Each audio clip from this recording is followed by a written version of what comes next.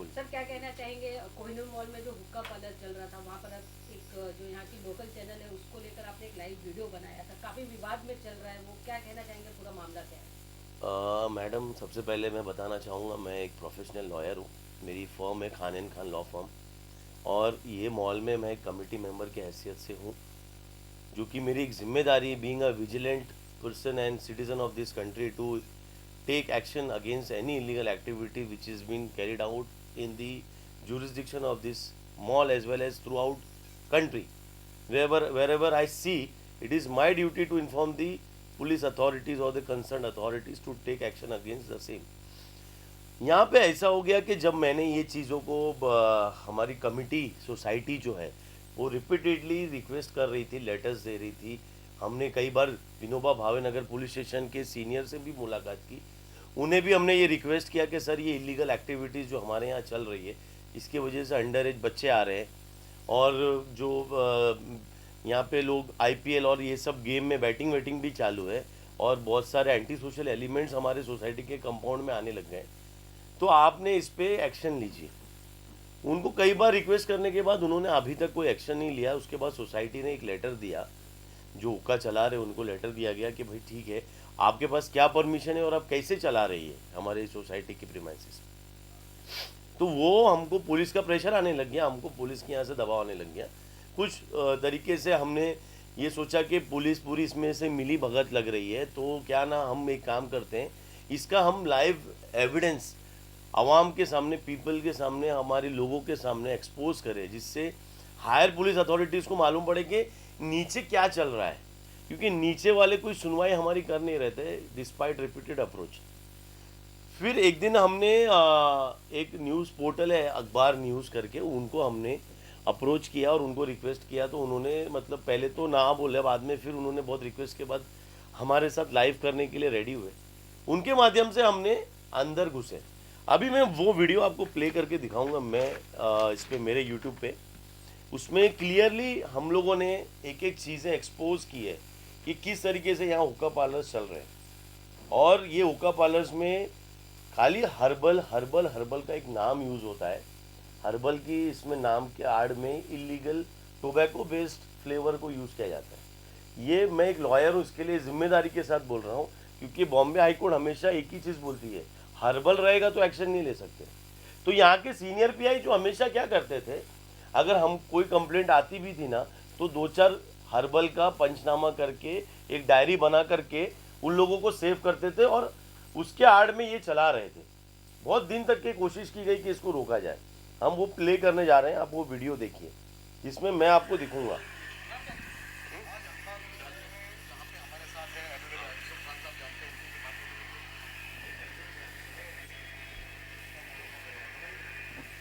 इसको मैं भगाता हूँ।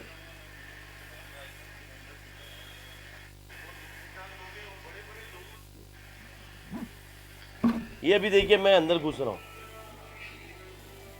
इस वीडियो में आप देखिए किसी के भी चेहरे पे मास्क नहीं है, बगैर मास्क के सारे अंडर एज बच्चे आपको इसमें मिलेंगे।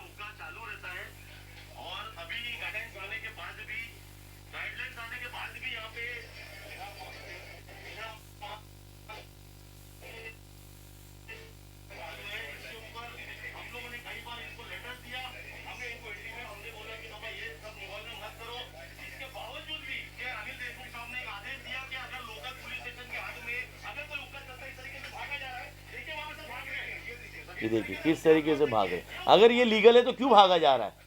मेरा सवाल है ना, जब आप लीगल हो तो आपने क्यों छोड़ के भागा?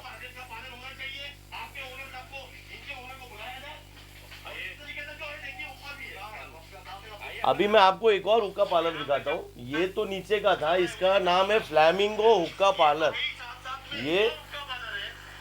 ये हुक्का पार्लर जो है, ये करीबन 4 महीने से ये हुक्का पार्लर चल रहे हैं, दोनों हुक्का पार्लर्स मॉल में। अभी मज़े की बात ये कि 4 महीने से सीनियर पीआई ने इनके ऊपर कोई कार्रवाई नहीं की, और ये जानते हुए कि यहाँ पे इलीगल एक्टिविटीज़ हो रही है। क्या बगैर पुलिस की मर्जी के ये हुक्के पार्लर्स रन हो रहे हैं?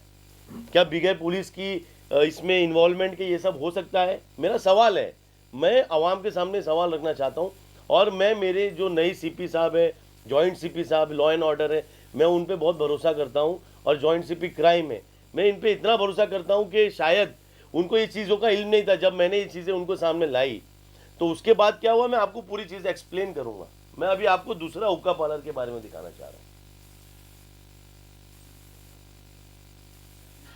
ये दूसरा हुक्का पार्लर का नाम है सेकंड वाइफ।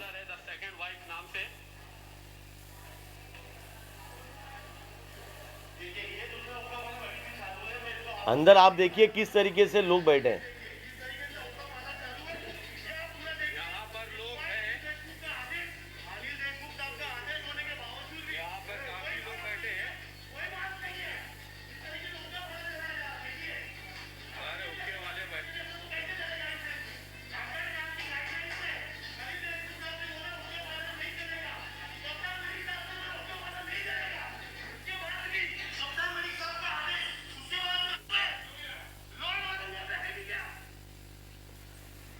तो ये इस तरीके से हमने ये दोनों वीडियो को लाइव किया था। लाइव होने के बाद सबसे पहली जिम्मेदारी पुलिस की ये होती है कि वो तुरंत आकर के उस पर एफआईआर ले और सारी चीज़ों को सील करे या सीज करे, पॉट्स को ताबे में ले, जो जो चीज़ें उनको अपने हिसाब से कार्रवाई करे, इन्वेस्टिगेशन करे। उसके बाद मैंने फ़ोन किया लोकल पुलिस कंट्रोल रूम पे, 100 नंबर पे मेरा फ़ोन गया। उसका कंप्लेंट नंबर भी मैं आपको दूंगा। जैसे मैंने फ़ोन किया ना तो उन्होंने बोला आपकी मदद के लिए लोकल पुलिस स्टेशन अर्जेंटली पहुंच जाएगी, क्योंकि मैंने बोला मेरे ऊपर अटैक भी हो सकता है। ठीक है, आप यकीन नहीं करेंगे, पौना घंटे के बाद पुलिस आई। लोकल पुलिस स्टेशन सिर्फ 10 मिनट की दूरी पे, पौना घंटा लगा उनको आने के। कोई बात नहीं, मैंने बोला ठीक है। जब आए तो मैंने उनको दिखाया सारी चीज़ें। तो उस वक्त नाइट पे एक पाटिल मैडम थी और एक दूतराज साहब थे, एपीआई दूतराज, और उनके साथ काफ़ी सब ऑफिसर्स आए थे, गाड़ी वगैरह आई थी। उनको स्पॉट दिखाया गया, उनको हमने ये वीडियो दिखाया। उसके बाद में उन्होंने क्या बोला कि भाई ठीक है, हम 2 दिन के बाद आपको बुलाएंगे। और उसके बाद में फिर मामला कोई कार्रवाई का हुआ नहीं। ये लाइव एविडेंस का क्या वैल्यू है? अगर इस तरीके से और इस तरीके से अगर ये सारी चीज़ें हो रही है तो इसके जिम्मेदार कौन है? फिर आप यकीन नहीं मानेंगे, मैं आपको आगे बताता हूँ किस तरीके से हुआ। जैसे ये हुआ उसके बाद मैंने नागरे पाटिल साहब को फ़ोन लगाया। पहला जब मेरा कंट्रोल पे फ़ोन गया, मैंने नागरे पाटिल साहब से डायरेक्ट पर्सनली बात की मेरे नंबर से। और मैंने बात करने के बाद उन्होंने मेरे को मदद के लिए DCP traffic zone 1 mister Yogesh Kumar Gupta, मैं उनका बड़ा आभारी हूँ। अगर वो साइड पे नहीं होते तो शायद मैं यहाँ नहीं होता। उन्होंने एक ऐसा रोल अदा किया है, मैं मुंबई पुलिस के ऐसे बड़े ऑफिसरों को सैल्यूट करता हूँ जिन्होंने अच्छे काम के लिए वो अपना कीमती वक्त दे करके, एक ऑफिसर ऑफ कोर्ट, मैं एक लॉयर हूँ, मुझे बचाया। ये जो हुक्का वाला है, हुक्का parlour so and so second wife, ये बोलता है बॉम्बे में मेरा सब जगह चलता है, मेरा हफ्ता है, सीनियर पीआई और एसीपी को 1 लाख रुपया मैं हफ्ता देता हूँ। क्या कर लिया तू कंट्रोल पे फ़ोन करके? मुझे उस टाइम पे बोलता है जब पुलिस पहले राउंड पे आकर के चले गई, और बोला क्या कर लेगा तू मेरा, ऐसे सब धमकियाँ देने लगा। इमीडिएटली उसके थोड़ी देर के बाद मॉब से इसने बुला करके मेरे पे अटैक करवाया, इमरान ने, so called owner of second wife. ये सेकेंड वाइफ का मालिक जो अपने आप को कहलाता है, ये रात में अय्याशी करते हैं और रात में अय्याशी करवाते हैं। ये ऐसे लोग हैं, यहाँ पे अंडर एज बच्चों को बुला करके ड्रग्स करवाते हैं। ये वो लोग हैं। मैं इनको एक्सपोज करने गया, मेरे ऊपर अटैक करवाए।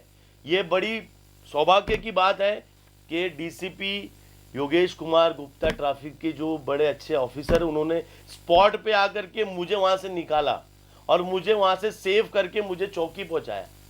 आप यकीन नहीं मानेंगे, चौकी के अंदर मुझे पर्सनली जब बुलाया गया तो मुझे ये बोला गया कि आपकी तकलीफ क्या है। मैंने बोला सर ये वीडियो के ऊपर एक्शन क्यों नहीं हो रहा है। उन्होंने स्टेशन हाउस डायरी एंट्री में अब बाकायदा अपने हाथों से उन्होंने डायरी में लिखा कि ये हुक्का पार्लर के ऊपर एफआईआर होना चाहिए और ये जो लोग गलत काम हुआ है इसके ऊपर भी कार्रवाई करिए। उसके बावजूद मैं आपसे एक चीज़ पूछना चाहता हूँ, आज 7वां दिन है, बीबी नगर पुलिस स्टेशन ने क्या कार्रवाई दिखाई? वो लाइव वीडियो की क्या वैल्यू है? उसको एविडेंस माना जाएगा कि नहीं माना जाएगा?